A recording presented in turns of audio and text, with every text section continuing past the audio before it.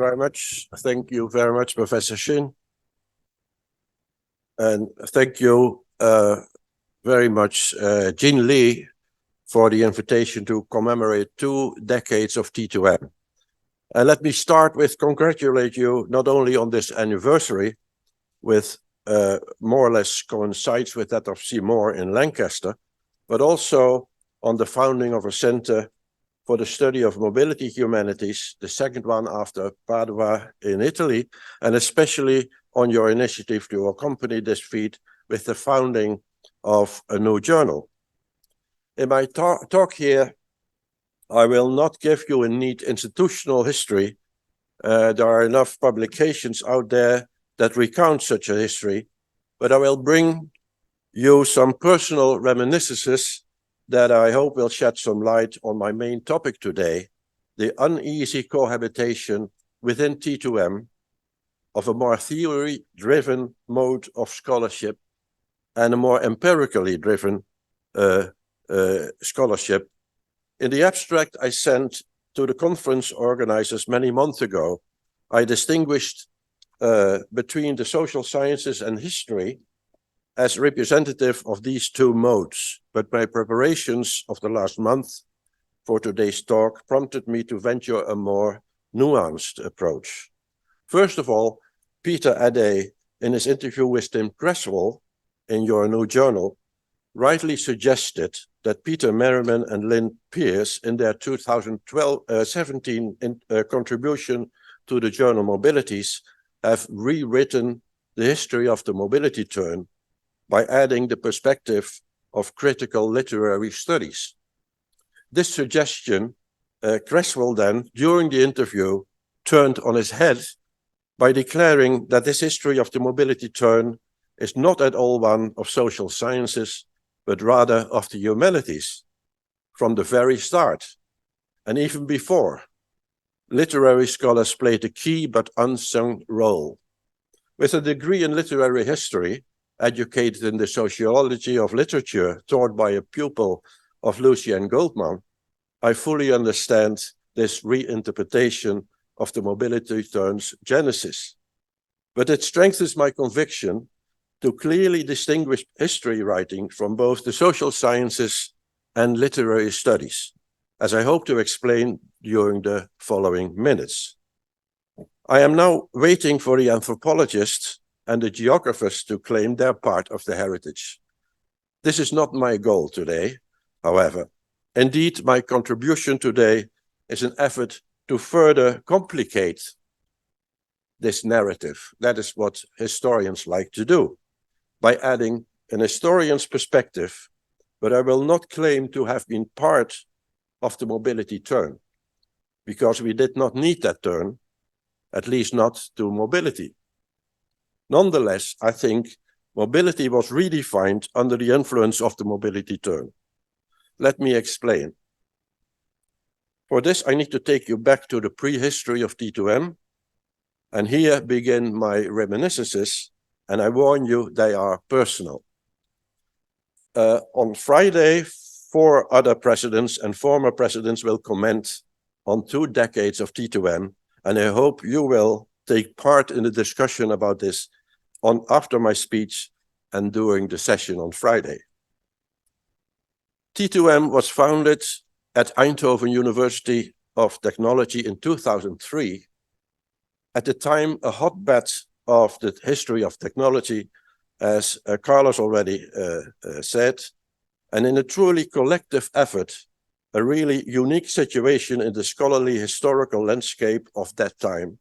3 large, well-funded historical research projects executed by dozens of national and later international historians in a program called Tensions of Europe, resulted in book series on the history of technology in the Netherlands in the 19th and 20th century, followed by a book series on a European history of technology.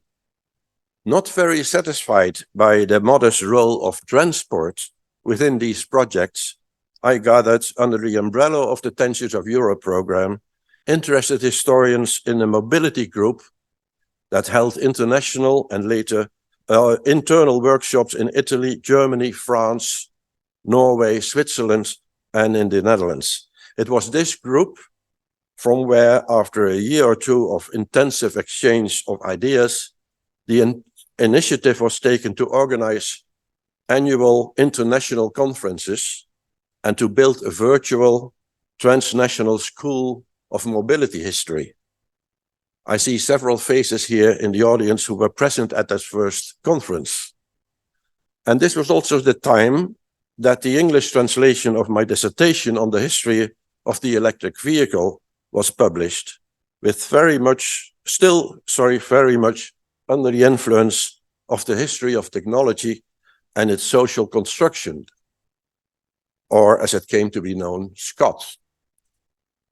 I was able to play this role of organizational co-initiator, perhaps more so than other colleagues who ventured into this history, because I had meanwhile left literary history, frustrated about the post-structuralist turn within literary theory, but not after I had finished a collectively written master's thesis about the poetry of Dutch workers in the 1930s.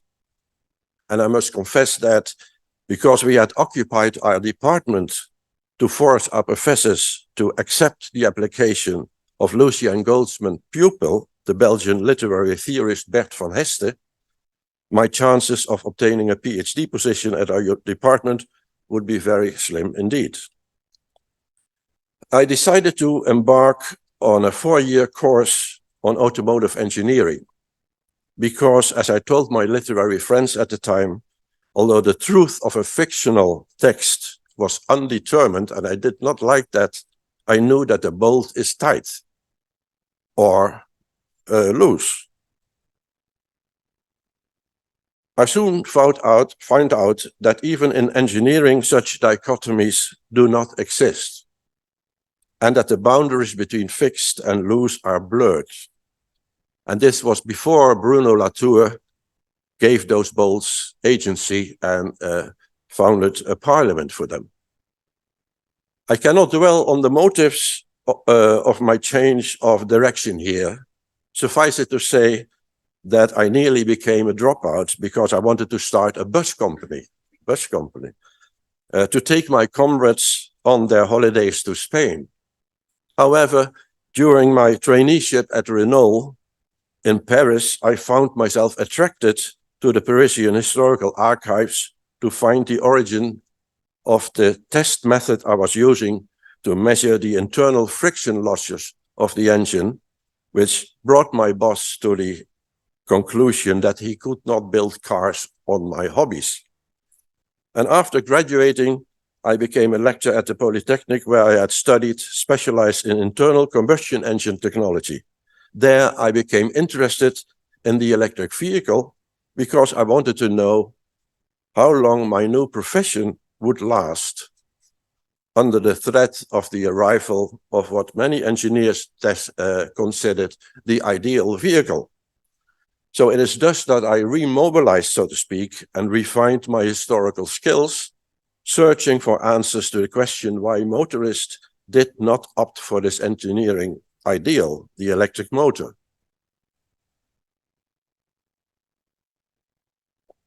So, after my dissertation as both an engineer and an historian of technology at Eindhoven University of Technology's History Department, in the full turmoil of the cultural turn, I continued searching for these answers. And my search drove me away from technological factors that, according to many, caused the demise of the electric vehicle, and drew me to the study of the early social and cultural history of Western automobilism, and to a fruitful engagement with a growing group of like-minded historians within T2M, resulting ultimately in the first part of my trilogy on the world history of automobilism, called Atlantic Automobilism. I vividly remember the struggles in the fledgling T2M between interest groups. I remember the fierce discussion between amateur historians and hobbyists versus academics, between economic historians and those from the field of the history of technology, and between partisans of railway and shipping history versus advocates of automotive history, and even between those who saw the car as an individualistic destroyer of cities and the environment, and those who celebrated it as the paragon of freedom and modernity. And no wonder then that the name T2M was a compromise between these groups, transport, mobility. For the mobility advocates, the term mobility at that time meant multimodality, including all transport modes like walking. Whereas for the train people, mobility was a smokescreen behind which car interests were hidden. And in hindsight, of course, the train scholars were right. Mainstream transport engineering indeed used the term and still uses it in that political sense. Nonetheless, it cannot be denied that T2M enabled the emancipation of automotive history away from a movement of enthusiasts. It was T2M that put automotive history on the map. The price T2M paid for that was that railway scholars organized their own conferences, thus cementing the current road transport bias of the association. This process of separation is visible in consecutive issues of the Journal of Transport History, formerly a hotbed of British economic historians specialized in shipping, railway, and some aviation after, say, the last turn of the century. Now I will dig a bit deeper into the history of mobility history. It is important to stress here the obvious, namely that history writing needs not to be devoid of theory. And in fact, we use this theory, or better, an eclectic set of theories, to establish ourselves as historians, as scholars. Early examples of the inclusion of theory within the history of technology were econometrics. Doing a Vogel was the expression to indicate the counterfactual method to quantify the relation between railway investments and national economic growth. And a humanized form of the then very popular systems theory, Thomas Hughes' analysis of electricity production, bringing concepts such as momentum, reverse salience, and system builder into the historical discourse. But I believe history deals with theory differently from the social sciences and literary theorists. Although I recognize that there are large differences between the theory use of social scientists, and certainly between social scientists and literary scholars, I still think that their common differences with academic history writing are important. Nonetheless, whereas the scholarly basis of academic history writing is formed by a set of skills, such as source critique, archival research, and in some cases even narrative skills, historians of my generation had to internalize sociological theories such as the social construction of technology, in case studies often taken from transport history, such as the bicycle in Europe, and later the rural automobile in the US, or actor network theory, developed, among others, on case studies on the electric vehicle. There's a lot to say about these theories.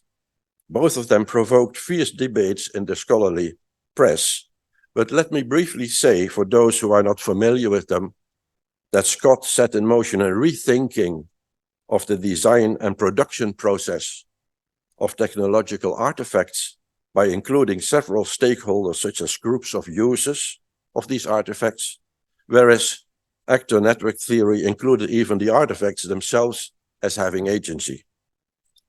One of the points of critique was that both theories were inspired by relativist philosophies, and that they thus lacked a moral and political point of view.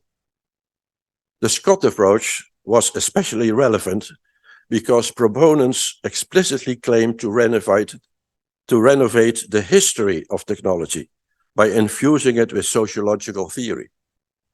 In the process, Scott practitioners exposed an older, for many, old-fashioned branch of scholars, accusing them of being antiquarian, naive empiricists, and Whiggish historians. This latter group, in turn, accused the theorists, of course, of distortion of the historical account by making conspicuous factual errors in order to support their theory, caused, they charged, by the use of questionable sources such as amateur histories. History for Scott scholars was not used as empirics to build a theory. Rather, the case studies were more historical vignettes, as one of them claimed during the debate, used as illustrations. Or in the words of sociologist John Law, one of the founders of the actor network theory, it was called narrative history. Its methodological standards and its findings are resources for theory about technology. This famous Scott debate of the 1980s and 90s is still used in historical teaching, which makes me jealous because the current history of mobility lacks such fertile debates. After it subsided, several other theories, methodologicals, and turns influenced historians of technology and historians of mobility, such as the follow the actor approach, the theory of connected histories, the user-centered approach, and the cultural, spatial, and transnational and global turns. Thus, we learn to distinguish ourselves from the amateurs and from the economists by avoiding determinism, finalism, and by avoiding overemphasizing technical innovation, a lesson taught by David Edgerton in his The Shock of the Old.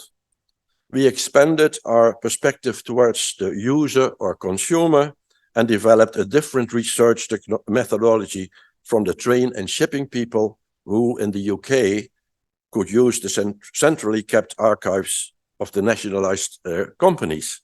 Instead, we reinvented empirical resources through the critical reading of trade journals, hunting for snippets of information in obscure journals and personal archives, and plundering the occasional archive of a car manufacturer. In other words, we became, if you allow me a brief moment to romanticize this episode, we became historical detectives. Personally, in this process of scholarly socialization, I also learned to criticize other socio-cultural theories emanating at about the same time from two Dutch technical universities, such as transition studies and strategic niche management, whose simplifications and reductive pattern seeking were seen by some, including myself, as an insult to the complexity of historical reality. Transition studies, originally meant to change society through the nurturing of small innovations, has become hugely successful, which also implies, because it attracted historically inclined scholars, that some branches now perform a more respectful dealing with history, one of the central topics being the substitution of the internal combustion car by electric and fully automated vehicles. Equally personally, I contributed to the theorizing of the field of innovation studies by proposing a more evolutionary and incremental approach than the often unhistorical hope for radical change. Writing my dissertation, I discovered what I then called the inter-artifactual technology transfers. This is youthful hubris, which in the case of the electric vehicle meant that it did not fail because of technical deficiency, as many, including some social scientists, still believe, but was successful in sharing its advantages with the internal combustion car engineers. Close body, sturdy tires, electric starter, high torque at low speeds. They were all stolen, so to speak, from the electrical propelled car. I found a technological version of Marcuse's repressive tolerance. because this mechanism helped the dominant technology to survive by plundering its rivals. We nowadays drive, as we all know, I claim, in electrified cars. And for a long time, I suggested that that is why the electric vehicle would remain always a car of tomorrow, unless, I warned, governments would impose this on the market using some acute societal crisis and against the wish of the majority of motorists. And that is exactly what is happening now. Back to T2M. After about one decade, T2M had evolved into a blooming hotbed of historical talent, not in the least because of the summer schools. Actually, there were more autumn schools for PhD students organized on the occasion of T2M's annual conferences, a tradition that perhaps should be reinstalled. At the same time, I saw the field get stuck in a multitude of national car histories largely limited to the West, using the US as a model. I also felt that my slowly returning interest in fiction as a source of mobility history needed more space than as a mere illustration or embellishment of historical narratives. All the more so because I knew my pre-post-structuralist experience that fiction could reveal information not to be found in the usual sources such as archives and trade journals. They could give access to inner lives of historical actors and could thus be used as part of an explanation. And in my trilogy about world mobility history, I spent quite some space to the way how this could be done. And I made a distinction of 3 levels of analysis of such sources.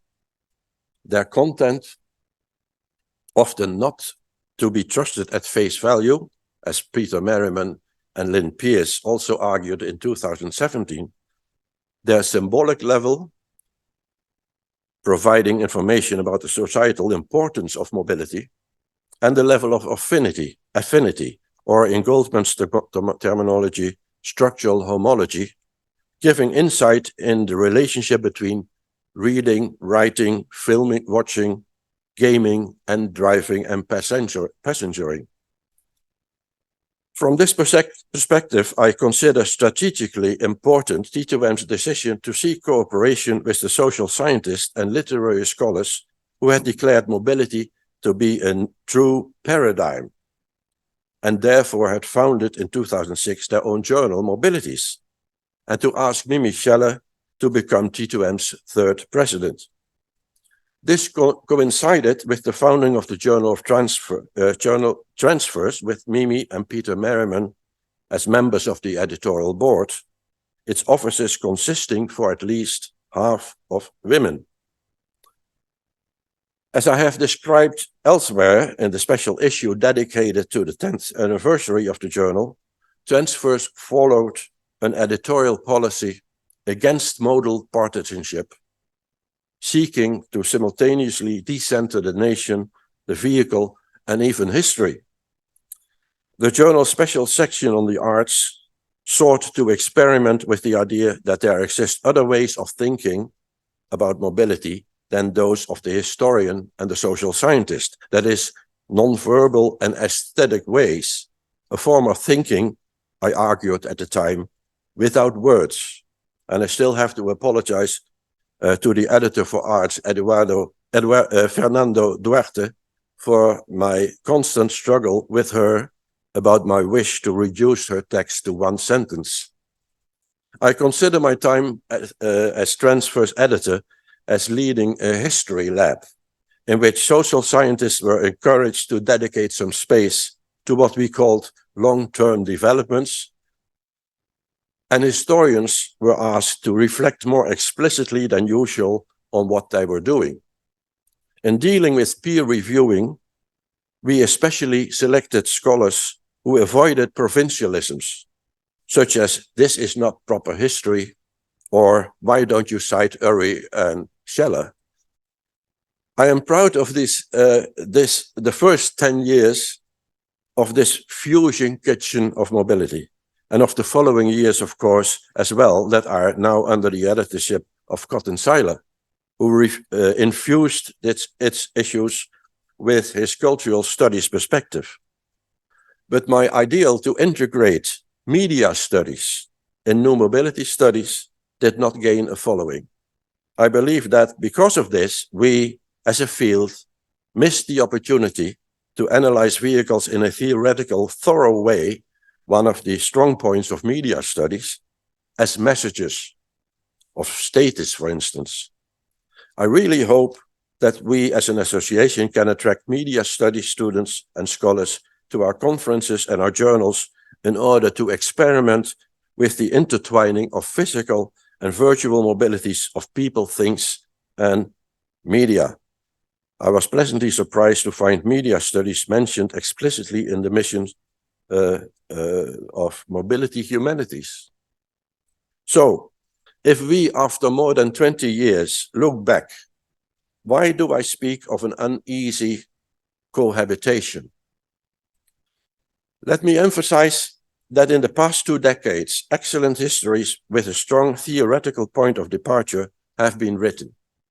One of the most elegant, no doubt, is Scott and Silas' Republic of Drivers, a cultural studies scholar and an outsider of T2M, who treated the American car's history as an exercise of governmentality, à la Foucault. Another outsider that springs to mind is Kenda Mutongi's historical anthropology of the Daladala jitneys of Nairobi. Likewise, within our field, I think of Tim Creswell, Peter Merriman, and Mimi Scheller, the latter an historian of by upbringing, who have written innovative mobility histories in which, remarkably, the historical narrative takes precedent over theory. Recently, I was invited by Transfer's new editor, Cotton Seiler, to inaugurate Trajectories, the journal's new book review essay section, by writing a polemical thematic review of 9 recent books on mobility of my own choice, inspired by the question, in this first case, whether, and if so, in what way, they dealt with the mobility turn and its theories. And I concluded, among others, that excellent histories have been written without any mention of this turn. And I agree with Mimi Scheller in this respect, that the field does not own mobility's copyright. But that some other histories that do include the turn fall short of the state-of-the-art of mobility history. The reason, I venture to say, is that social scientists never managed to include mobility history in its paradigm. According to Peter Merriman and Lynn Pierce, this is because their theoretical unease with texts and the phenomenological aspects of literary theory. But I think the reason for the dearth of theory and much contemporary mobility-oriented historical scholarship may have something to do with the Scott debate, which really damaged for many historians Scott's reputation and even theory in general. On the other hand, I can give you several examples of outright ignorance of relevant mobility historical work, even in works by scholars as distinguished as Peter Merriman and John Urry. And this is not meant as an accusation, because I am at least as guilty of ignorance of the salient theories and debates of the mobility paradigm. But it seems to me that there is a certain imbalance here, where the more theoretically inclined T2M members are hesitant to absorb the empirics of mobility history, probably also because of its previous reputation as simply documents written by car enthusiasts or technology lovers. And it hurts my feelings as an historian to see social scientists write mobility history without citing Clay McShane, Kurt Meuser, Mathieu Flanau, Federico Paolini, Per Lundin, and many others. Most of them members of former members of T2M. My concern here is more general, however, and concern not so much the production of bad history, but the obvious reluctance of the paradigm to historicize its own central concepts, such as fluid society and even place and power. This absence led me to abandon in my trilogy on world mobility history the concept of fluidity as an absolute universalist category after I had embraced it in the first volume, and to engage with it in the third part, published last year, as a decidedly historical phenomenon. I now consider the concept part of the movement in the 1990s of intellectuals to accept the car as such, even if acknowledging the fast nearing end of its hegemony. Historical thinking would also have informed social scientists and humanities scholars to reconsider their announcement of the end of automobility at a moment that the majority of Earthlings, especially those populations in the global south, have just started to become motorized. This end will take perhaps another century or more, just like it took 80 years before the sailing ship gave way to the steamship. So this claimed dehistoricized universalism of several central concepts of the mobility paradigm stands in the way of any effort to write a thick description of historical change. Let's look at some consequences. First,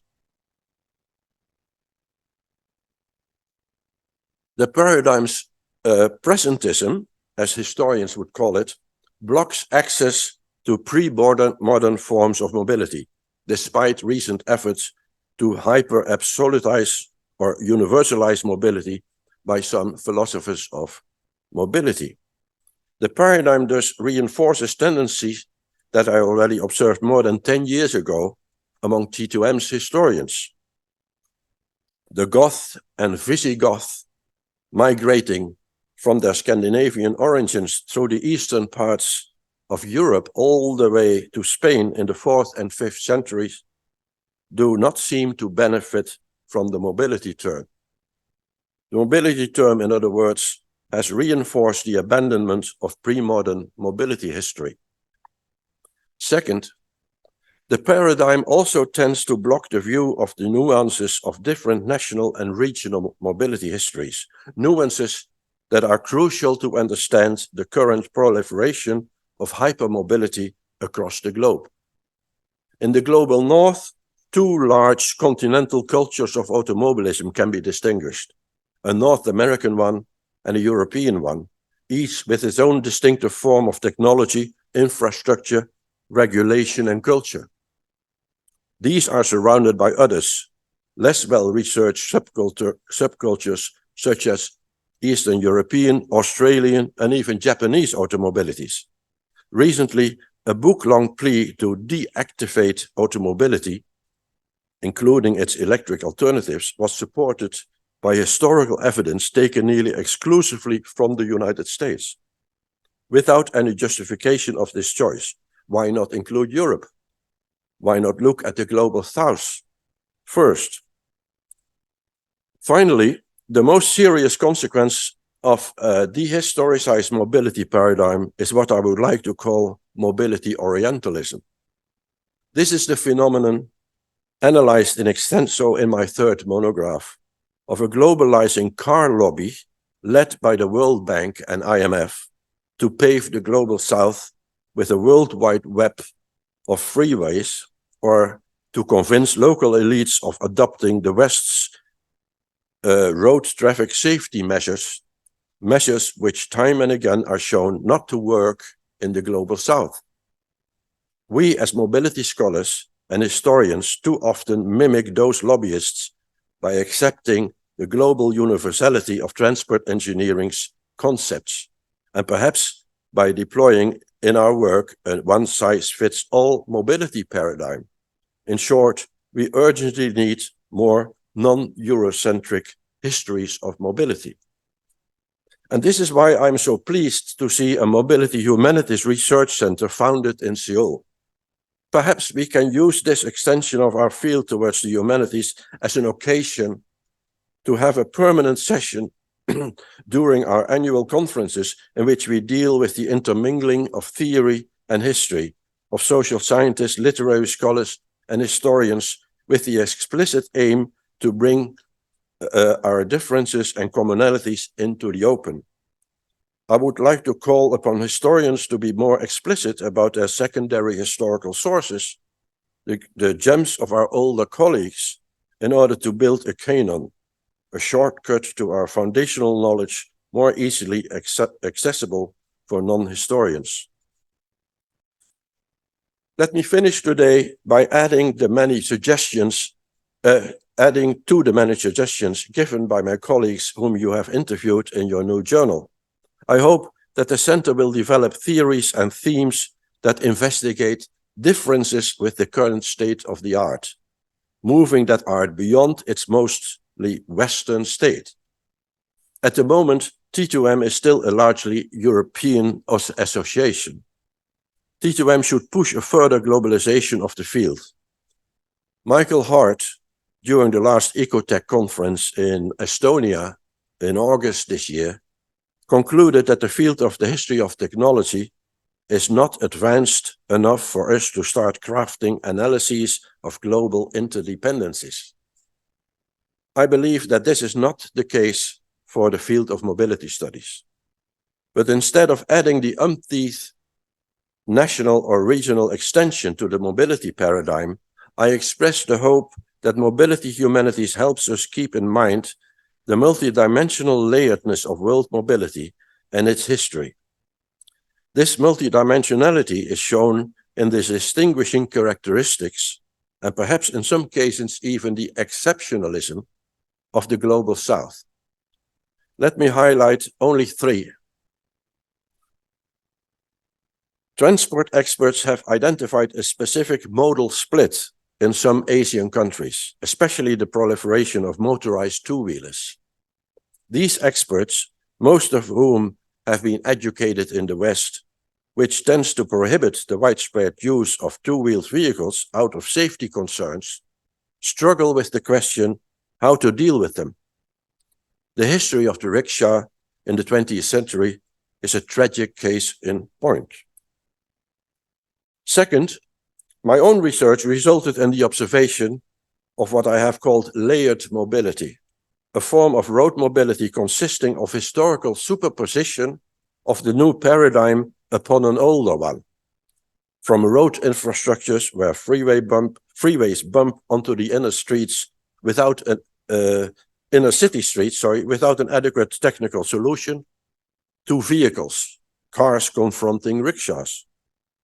Such layering, which Western observers and local elites often experience as chaos, has been innovatively analyzed and dealt with by some Indian safety experts, such as the late Dinesh Mohan and his successor of Delhi's IIT, Geetam Tiwari, seeking specific and safe ways to deal with extreme forms of traffic layeredness. Third, decades of anthropological research into rural mobility, later extended to urban mobility, have revealed the importance of a specific relationship between mobility and poverty. Already in 2012, Tim Edenser and Mark Jane have given us a brilliant analysis of this relationship.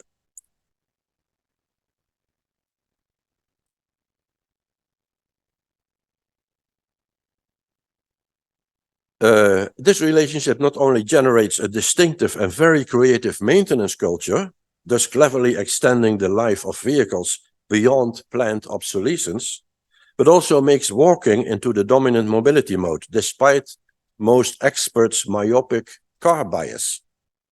Such observations could facilitate much more extensive and productive study of subversive and subaltern mobility subcultures than the mobility paradigm has enabled us up to now. An insight that, unfortunately, has been missed by subaltern studies scholars. Some of these aspects are dealt with in the special session on mobility Orientalism later this week. For don't be mistaken, the above is not altruistic advice. If the Komarov's thesis of the so-called Third World as a laboratory of the West has any value, so-called First World scholars too can hope to benefit directly from such research. After all, also Western traffic does not have a uniform modality. Think of the proliferance of the bicycle, for instance, or of the electric vehicle for that matter. Traffic in the West is also in specific ways layered, and so too is poverty, white, black, brown, yellow, in the global North, a theme quite under-researched in relation to mobility. In closing, I know I have hardly dealt with what has been announced in the title of my talk. And that is because I realized that the mobility turn can become mainstream on its own, without much history. This is indeed a possible scenario, because in Transfers, in its first editorial, the new mobility studies people gathered around the journal were called an avant-garde. And although history shows many examples of avant-gardes to become mainstream, it should be clear by now that I don't consider this an attractive perspective, nor, I believe, would many of you gathered here. That is, if this means that there are two separate factions within T2M, the social scientists and literary scholars on the one side, and the historians of mobility on the other. Apart from my conviction that one cannot explain a phenomenon without taking into account its change, a conviction I no doubt share with many social scientists and literary scholars who subscribe to the fluidity of modernity, I believe it is urgent to historicize the mobility turn, if only in order to prevent it from essentializing and universalizing mobility concepts, and perhaps exoticizing the non-universal. This is all the more urgent when the field is in the process of globalizing itself through a process of Euro-decentering. And that is why I believe that new mobility studies should include historical thinking on its way to becoming mainstream. Thank you. Thank you very much, Professor Mong, for your very inspiring talk encompassing the history and the future of the mobility studies. Now it's time for a Q&A. Because we are slightly behind the schedule, I'm afraid we have only 15 minutes for Q&A. So I ask for your understanding.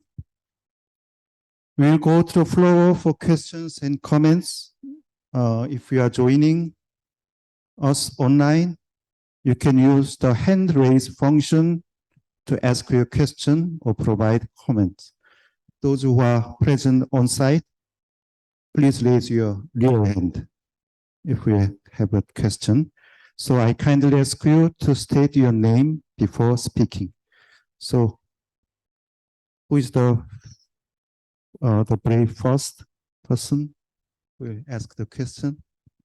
Thank you for the excellent presentation. Especially, I heard a very refreshing point about mobility orientalism. I thought this was valid in terms of mobility technology between the West and East, and could apply the concept in the field of mobility research.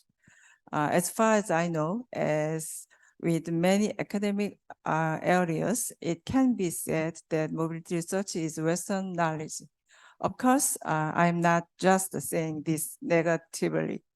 Many Western scholars associated with us were trying to distance themselves from mobility orientalism. And we are getting a variety of implications on mobility justice, ecological issues, and the relationship between technology and humans. Therefore, an academic journal called Mobility Humanities was founded to connect East and West research in this field by the Academy of Mobility Humanities at Konkuk University. Many scholars attending GMHC collaborate in this journal, and GMHC is becoming its foundation. I know you founded the academic journal transfers. My question is, from your experience, I would like to see how you evaluate our activities. I think, as far as I have read it up to now, the journal is an excellent initiative because it starts looking at mobility from a new perspective. And I think we have, of course, earlier done some research, especially, for instance, Peter Merriman and Lynn Pierce have done some work. And last year, during the conference, there were also some contributions on this topic. I think we have to distinguish between, we have to bring more in the open the difficulties of dealing with texts. I think Peter Merriman and Lynn Pierce rightfully brought that to the fore. And I think it is especially Peter Merriman with his non-representational theory background who brought this to the fore. And I would like to see more dealings with that. So methodological research into how to deal with these historical texts.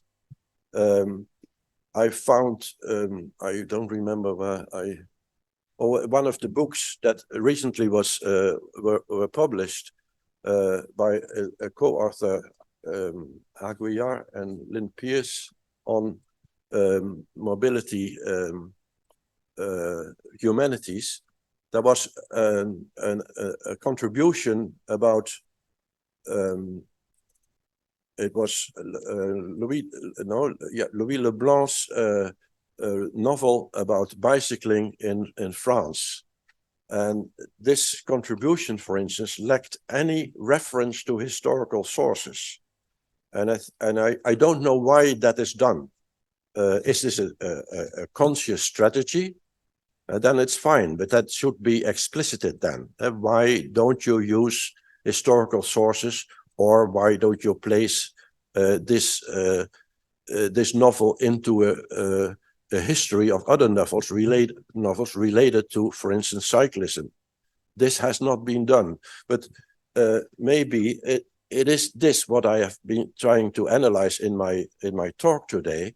It's just ignorance, you know. It's just the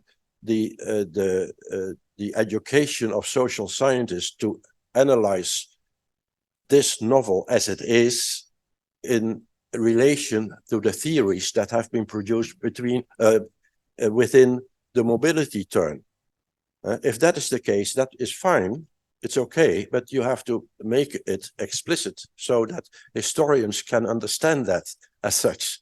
If not, I'm not claiming it is bad history, but it is a form of history that needs at least, I would say, a discussion on these forums, like these conferences, of why this is done in this manner. Because I can give you many more examples of this way of dealing with historical texts.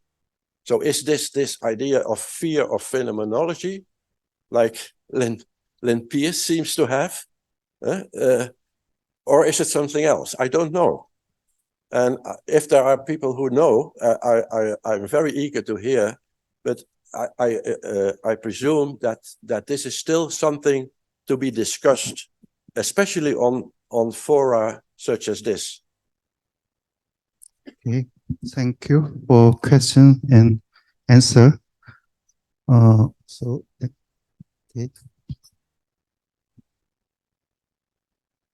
Is it working? Lubomir Pozhorliev, Leibniz Institute for Regional Geography, Leipzig. First of all, many thanks for the wonderful keynote. I have one greeting and one question. The greeting is, I really salute you that you are bringing back up the term Orientalism back to earth, but from mobility perspective, because that's largely important, and this is quite important. I just want to put a layer on it. One further, unfortunately, Orientalism is not enough used in mobility studies or from critical perspective, but then I would add the layer, which is, for instance, for some of us as historians, known as the self-colonization self-orientalization. We have a bunch of Bulgarian, widely accepted in Western Europe, scholars Alexander Kosov, Diana Mishkova, and Mary Newberger from University of Texas at Austin, speaking of the Orient within, so the inner Orient. So these are also, so they gladly accept this funding you were referring to and use it for their own political purposes. So I just wanted to add one layer on top, which is interesting to be observed from mobility perspective. So that's my greeting.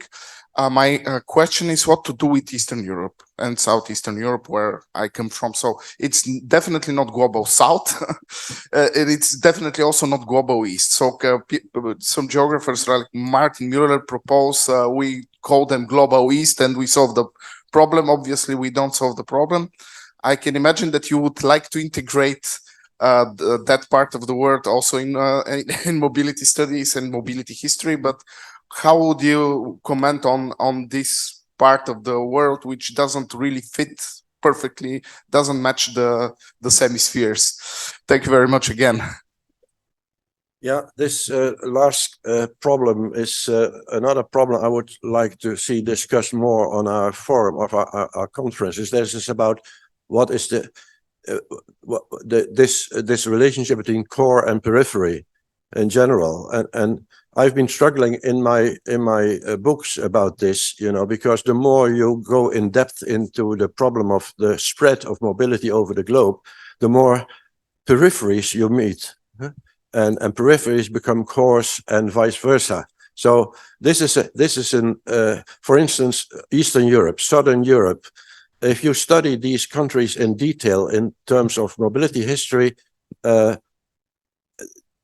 these cultures deserve their proper dealing, and not as a kind of simple periphery of the Northern European core. And the same is in fact true also for the global South. So I think this point of multiple modernities, multiple mobilities, is something that should be worked out in much more detail, how to deal with that.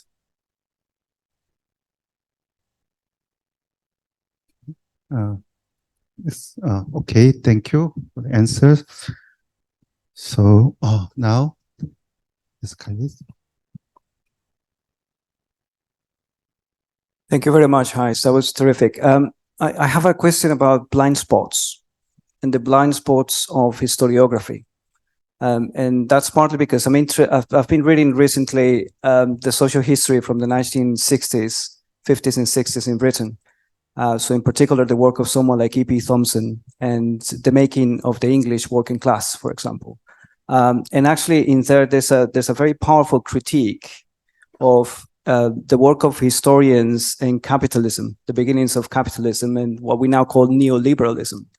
And so the dispute that Thompson places is actually very much about the claims of these historians. And he goes back to some of the sources and reclaims a different history from what had been told. So there's an edited collection called Capitalism and Historians, edited by von Hayek, who is one of the key players together with Milton Friedman, precisely in line with that school around neoliberalism, sort of more or less the world in which we live in today. So the question is, can you think of any blind spots that historians of mobility since, say, the beginning of the 2000s may have overlooked, and by extension, perpetuate some ideas? So actually the very thing that you were just saying in relation to core and peripheries, do you think, are there any specific things that we said, or I guess historians of mobility said, or failed to say, or failed to capture and failed to see, that we need to bring back into the forefront to be discussed, not only by historians, but also by social scientists and all of those of us interested in mobilities?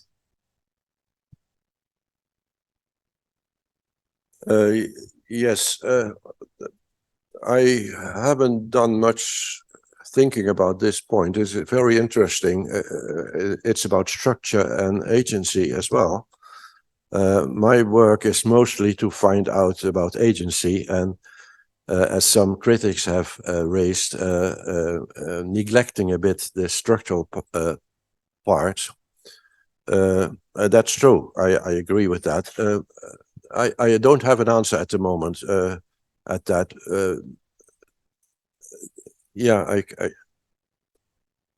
I don't have an answer. Okay. Thank you for. I think. Okay. I think it's one more question. I think I take one last question from you. Okay. Well, thank you very much. Thank you very much, Gijs, for your opening speech. Only one word. I felt your opening speech as a warning regarding the blind spot, indeed, the blind spot of the history and the blind spot who are now sometimes real main lights. And I think that when you travel to Korea, for example, to pursue your example about automobility, you can see that this country is developing incredibly great automobile industry with Hyundai, Kia, and so on. And coming from Europe, coming from a country where 20 years ago, this industry was powerful, and today is sinking, definitely sinking. You have the impression that the social sciences debate is disconnecting from the reality of the main capitalism, as you called Carlos, of course. But this kind of balance, which is not perceived by the scholar, I am struck by that. And there is a disconnection between the economy and the social sciences perception and narrative. That's why what you warned about the lack of culture, the lack of history of social sciences. And at the end, the institution who hosts us is clearly called humanity. And I feel deeply the lack of humanities from the social sciences in the perspective I mentioned before. Maybe I can comment, answer the two of you at the same time regarding these blind spots and hidden forces. I think what I did in my work is mostly to deconstruct these many assumptions about these hidden laws. Like if you develop a country, its economy will grow, and it will trickle down. And well, we know the debate that doesn't work. But at the same time, I see that tendency also in the writings of us. You know, the assumption that the automobile as such is normal. Yeah, of course it's normalized, and it is being normalized every day. But the idea that there are only two positions possible, that is one that you simply accept the car as it is. For instance, if, as I see in the work of Lynn Pierce, she makes excellent analyses of going from the north to the south, but at the same time, it's one big acceptance of the car as it is. That is how I read it as an historian. So I don't know how to tackle that exactly, but and the second position then is that we just say that the car is shit, that the car should be stopped or something. There are these two, I forgot their names, and that might be Freudian, who said we should stop the automobile, period. And this is, in my opinion, as a modest historian, absurd. You know, of course, we should stop but if it takes 1.5 centuries, how do we deal with that theoretically? So if we only have this hidden acceptance of the car, of automobilism, and the absolute rejection of it, this is not the way we are going to deal with it. And I know that it is not a third option that we all jump into the electric vehicle or something like that. But we should find more subtle ways of dealing with automobilism or mobility in general as it is, and keep deconstructing these so-called laws, for instance, that Africa is 2 stages behind Europe, because we all have read Rostov's Stages of Economic Growth. And although we all know how to criticize this, it is still in our works. It is still, if we describe I have seen so many examples. If we describe the traffic in Kolkata, the way we describe it is as a chaos, you know. While the people who live there and some scholars, like I quoted, they deal with it with a totally different, and Tim Edenso too. They describe it as a way of dealing with layeredness, in fact, you know, and warning other people and so on. So I think that this subtleness, we should find this subtleness to describe not only in a historical way, but also in a social science way, traffic conditions.